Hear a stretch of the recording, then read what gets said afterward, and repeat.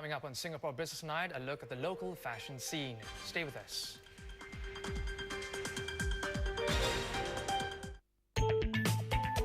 Fashion industry where Singapore designers have often found it an uphill battle to stay afloat in the competitive retail environment here.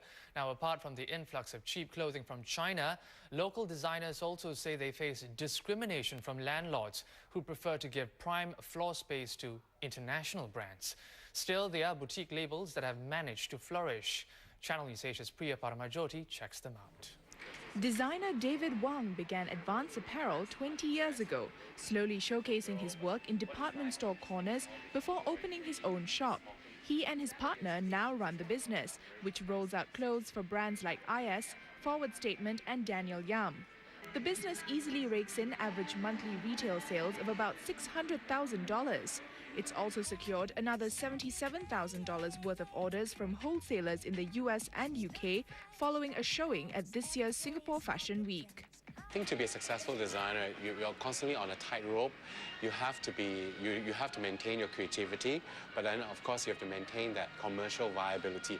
At the end of the day, you're talking about retailing your things. The sales have to speak for themselves in order to survive. Then there are the added challenges from difficult mall operators who often refuse to give local brands prime locations on level 1. We're given, very second-class treatment. We're always given tucked away or level 2, level 3 locations. It's a sentiment that fellow designer Celia Low shares. We should have a space for all our local brands so that when tourists come to Singapore, they want to look at what the Singaporean designers are doing rather than the international brands, because they have that in their own countries.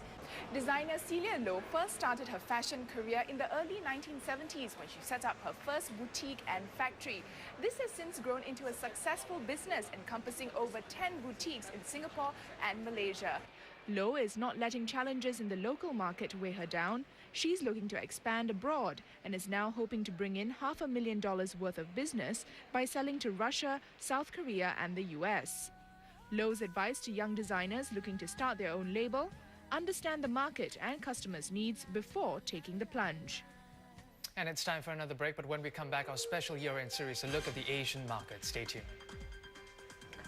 The significant development, I think, is the market coming around to the view that the global growth is still fairly strong. So by virtue of that, we had still fairly strong inflows, particularly into emerging markets. So, for example, in Asia, we saw very strong equity inflows, which supported Asian currencies. Obviously, as well, the key theme in Asia has been Chinese growth being very strong and attempts by the Chinese policymakers to try to slow growth.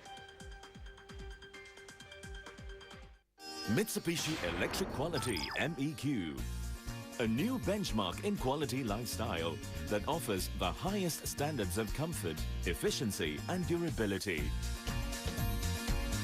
Applying the MEQ standard of excellence to products, our technologies help provide essentials for everyday life while conserving resources and protecting the environment. Mitsubishi Electric.